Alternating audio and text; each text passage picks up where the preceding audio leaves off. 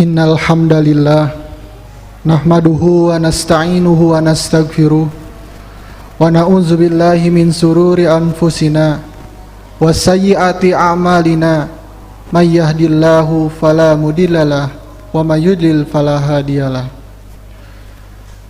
Asyhadu an la ilaha illallah wa asyhadu anna Muhammadan abduhu wa rasuluh alladzi la nabiyya ba'dah. Amma ba'du. Ihwatu iman rahimakumullah, duyufur rahman, tamu-tamu Allah subhanahu wa ta'ala yang sama-sama mengharap ridho serta maghfirah dari Allah subhanahu wa ta'ala. Alhamdulillah, berkat inayah serta rahmatnya kita masih bisa diberikan kesempatan untuk melaksanakan sebagian kewajiban kita selaku umat muslim, yaitu melaksanakan rangkaian ibadah Jumat. Ihwatu iman rahimakumullah, kiranya khotib belum terlambat untuk mengucapkan taqabbalallahu minna wa minkum. Mudah-mudahan Allah subhanahu wa ta'ala menerima seluruh amal kita yang telah dilaksanakan pada bulan sebelumnya, yaitu bulan Ramadan, serta menggapai maghfirah dari Allah subhanahu wa ta'ala dan menaikkan derajat takwa kita kepada Allah subhanahu wa ta'ala. Ihwatu iman rahimakumullah, Allah subhanahu wa ta'ala telah menurunkan firman-Nya secara berangsur-angsur melalui malaikat Jibril kepada Nabi Muhammad sallallahu alaihi wasallam. Di antara ribuan kata, ada satu kata yang sering kita dengar, sering kita ungkapkan, bahkan sering kita gunakan, yaitu tiada lain adalah kata istiqomah. Ihwatu iman rahimakumullah, mungkin para asatid, para guru kita telah menjelaskan tentang makna istiqomah. Tapi pada kesempatan kali ini, marilah kita bersama-sama untuk mengingat kembali apa itu istiqomah. Ihwatu iman rahimakumullah, kata istiqomah itu didefinisikan oleh para ulama dengan begitu banyaknya. Yang terkenal dari definisi istiqomah itu adalah terus menerus, dan itu disampaikan oleh Imam Al-Qurtubi di dalam kitab tafsirnya. Al-istiqomatu hiya al-istimraru, yaitu terus menerusnya kita melaksanakan suatu perkara fi jihatin wahidatin, pada satu urusan, min ghairi fi jihatil min ghairi akhdin fi jihatil yamini wasimal, tanpa kita mengambil arah yang lainnya, terus menerus kita melaksanakan pekerjaan tersebut. Namun kiranya istiqomah itu masih umum maknanya, lantaran bisa dimaknai pula dengan pekerjaan yang jahat, pekerjaan yang buruk. Karena terus menerusnya itu menjadi sifat, maka sifat yang dilaksanakan walaupun buruk itu menurut definisi ini akan dimaknai dengan istiqomah. Maka untuk mengambil makna istiqomah yang sebenarnya, ini didefinisikan oleh Imam Al-Maraghi di dalam kitab tafsirnya, bahwa yang dimaksud dengan istiqomah itu adalah kalimatun jami'atun likulli ma yata'allaqu fih, yaitu satu kalimat yang mana pada kalimat itu tercangkup seluruhnya tiga aspek.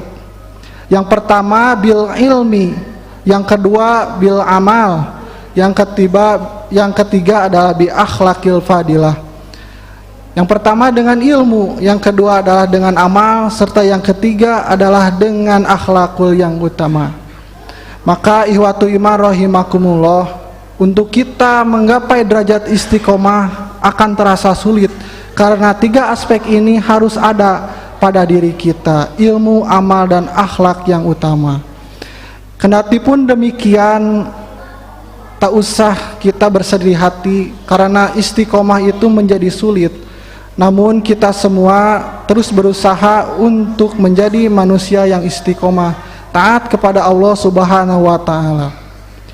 Ihwatu iman rahimakumullah, maka dari definisi ini bahwa yang pertama kita itu bisa menjadi manusia yang istiqomah, yang pertama dan yang paling utama adalah dengan ilmu. Yang mana dengan ilmu ini kita tahu batasan-batasan, kita tahu mana yang benar dan mana yang salah. Ihwatu iman rahimakumullah, akan tetapi pada pelaksanaannya kita temukan di masyarakat, di lingkungan kita, di keluarga kita, bahwa orang yang berilmu itu kadangkala mereka tidak istiqomah. Kenapa? Tetapi ada kalanya orang yang istiqomah pasti berilmu. Kenapa? Maka ihwatu iman rahimakumullah, dalam kitab yang tipis sekali yang bernama Kasful Qurbah menyebutkan bahwa orang yang memiliki ilmu itu ada 3 golongan. Yang pertama adalah ahlus subuhat, yang kedua ahlus syahwat, dan yang ketiga adalah ahlul ilmi hum ahluhu. Di dalam kitab tersebut disebutkan bahwa orang yang memiliki ilmu itu terbagi menjadi 3 golongan. Yang pertama adalah ahlus syahwat, ahlus subuhat, maaf. Yang pertama adalah ahlus subuhat, mereka orang-orang yang memiliki ilmu. Ilmu ada pada dirinya, tetapi dirinya merasa ragu, merasa kurang, merasa tidak sempurna, merasa tidak afdol dengan ilmu yang ia miliki. Ihwatu iman rahimakumullah, maka dengan perasaan dan pemikiran yang seperti itu timbullah syariat baru yang di luar dicontohkan oleh Nabi Muhammad SAW. Kiranya perasaan seperti itu adalah hal yang wajar, karena hal itu pernah terjadi pada masa Rasulullah SAW, di mana para sahabat waktu itu, ketika Rasulullah SAW, ini dijelaskan di dalam kitab Al-Bukhari, diceritakan oleh sahabat Nabi sekaligus istri Nabi, yaitu Aisyah radhiyallahu anha. Karena Rasulullah SAW, keadaan Rasulullah SAW ida amarahum bima yutikuna, tatkala Rasulullah SAW memerintah para sahabatnya untuk melaksanakan suatu perintah, Rasulullah SAW senantiasa menyesuaikan bima yutikuna dengan kemampuan diri para sahabat. Maka ihwatu iman rahimakumullah, para sahabat menjawab, inna lasna kahaiatika ya Rasulullah, sesungguhnya kami itu bukan seperti engkau ya Rasulullah. Innallaha qad ghafara laka ma taqaddama min dzanbika wa ma ta'akhkhara. Engkau itu adalah utusan Allah, engkau itu adalah kekasih Allah, yang mana engkau itu adalah telah dimaafkan segala dosa-dosanya, apa yang telah lalu dan dosa yang akan datang. Kami itu bukan seperti engkau ya Rasulullah.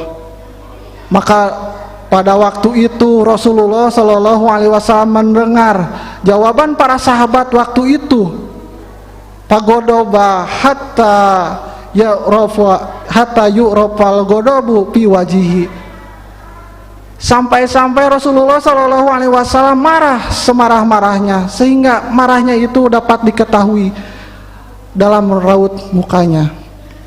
Summa yaqulu, maka Rasulullah SAW mengatakan, inna atqakum wa a'lamakum billahi ana, sesungguhnya orang yang paling mengetahui tentang Allah dan sesungguhnya orang yang paling takwa di antara kalian adalah aku.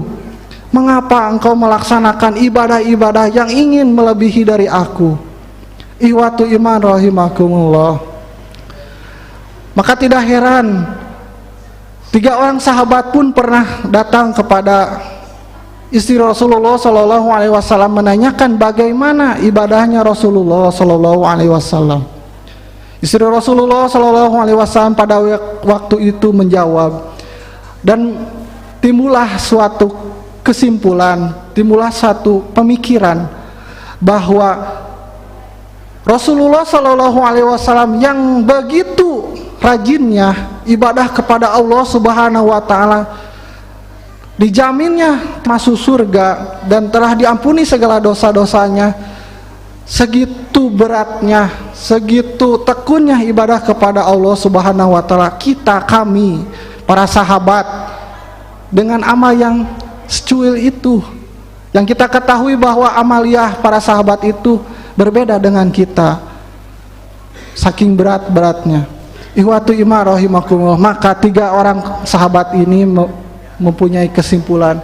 Yang pertama, aku itu tidak akan pernah tidur, aku akan terus sholat setiap malam. Aku tidak akan berbuka ketika aku saum, akan terus melaksanakan saum. Dan orang yang ketiga berkesimpulan bahwa aku tidak akan menikah, karena menikah akan mengganggu ibadahku. Ihwatu iman rahimakumullah. Maka pemikiran-pemikiran yang seperti ini adalah hal yang wajar dan logis secara akal. Tetapi Rasulullah Shallallahu Alaihi Wasallam menyalahkan pemikiran yang seperti itu. Kemudian Rasulullah Shallallahu Alaihi Wasallam membenarkan dengan ungkapan inna atqakum wa a'lamakum billahi ana. Dengan ungkapan itu bahwa yang disebut sempurna di dalam ibadah itu adalah yang sesuai dengan apa yang Rasulullah Shallallahu Alaihi Wasallam contohkan. Barakallahu li wa lakum.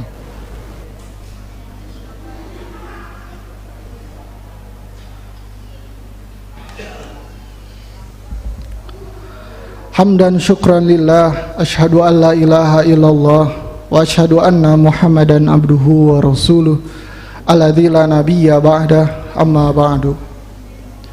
Ihwatu iman rahimakumullah. Ternyata ada golongan orang yang seperti itu. Selanjutnya adalah golongan yang kedua. Mereka adalah ahlus syahwat, yang mana mereka mempunyai ilmu, mereka mempunyai kemampuan untuk mengembangkan dirinya, tetapi ilmu dan kemampuan yang mereka miliki tidak menjadikan mereka lebih baik dari orang yang tidak mengetahui apa-apa. Karena ilmu mereka tertutupi oleh syahwat, oleh hawa nafsu, sehingga hawa nafsunya mengendalikan ilmu dan kemampuan mereka. Ihwatu iman rahimakumullah. Banyak contoh tatkala orang-orang yang pintar, tatkala orang-orang yang dikatakan alim, banyak orang-orang, tidak sedikit dari mereka yang kita pun bisa menilai apakah dia memang benar-benar ahli ilmu ataukah tidak. Ihwatu iman rahimakumullah. Padahal Allah Subhanahu wa taala di dalam firman-Nya, Quran surat Al-A'raf surat ke-7 ayat ke-176, Allah Subhanahu wa ta'ala berfirman, A'udzubillahi minasyaitonir rajim. Walau syi'na la rafa'nahu. Kalaulah kami berkehendak, pastilah orang-orang yang memikul ilmu dari Allah Subhanahu wa ta'ala, la rafa'nahu, pasti kami akan mengangkat derajatnya. Walakin akhlada ilal ardi, akan tetapi mereka lebih mementingkan urusan dunia. Wattaba'u hawa, dan mereka justru mengikuti hawa nafsunya. Masaluhum kamasali kalbi. Maka perumpamaan mereka yang seperti itu adalah seperti anjing, yang mana di dalam firman-Nya disebutkan wa in tahmilu yalhas wa in tatruku yalhas. Dan apabila anjing itu tatkala dicegah, dihalangi, mereka akan menjilat, dan apabila mereka dibiarkan, mereka pun akan menjilat. Ihwatu iman rahimakumullah. Itulah perumpamaan dari Allah Subhanahu wa taala. Begitu menjijikannya orang yang dikatakan mempunyai ilmu tapi mengikuti hawa nafsunya. Yang selanjutnya, yang terakhir adalah orang-orang yang memiliki ilmu. Ahlul ilmi hum ahluhu. Mereka memiliki ilmu. Mereka memiliki kemampuan, bukan hanya berguna untuk dirinya, akan tetapi ilmu yang ia miliki, kemampuan yang ia miliki menjadi sumber inspirasi bagi seluruhnya, bagi lingkungan, bagi keluarga, bukan hanya pada dirinya. Ihwatu iman rahimakumullah, maka tidak ada lagi ungkapan, jangan sampai ada ungkapan orang yang rajin ke masjid, orang yang rajin tolabul ilmi, mereka mengikuti hawa nafsunya, cenah hanjakal, cenah ahli ilmu, tapi kalakuanana ciga gitu. Jangan sampai ada ungkapan seperti itu, karena para ulama telah membaginya. Mungkin orang yang seperti itu adalah orang yang termasuk golongan yang kedua, adalah ahlul ilmi, yang mereka mengikuti hawa nafsunya. Iwatu iman rahimakumullah, mudah-mudahan kita semua termasuk orang-orang yang istiqomah, yang Allah Subhanahu wa taala lindungi, serta Allah Subhanahu wa taala mudahkan dalam setiap urusannya, baik dalam urusan keagamaan, dunia serta akhiratnya. Mungkin cukup sekian yang dapat kami sampaikan. Aqulu qouli hada wa astaghfirullah li wa lakum. Wassalamualaikum warahmatullahi wabarakatuh.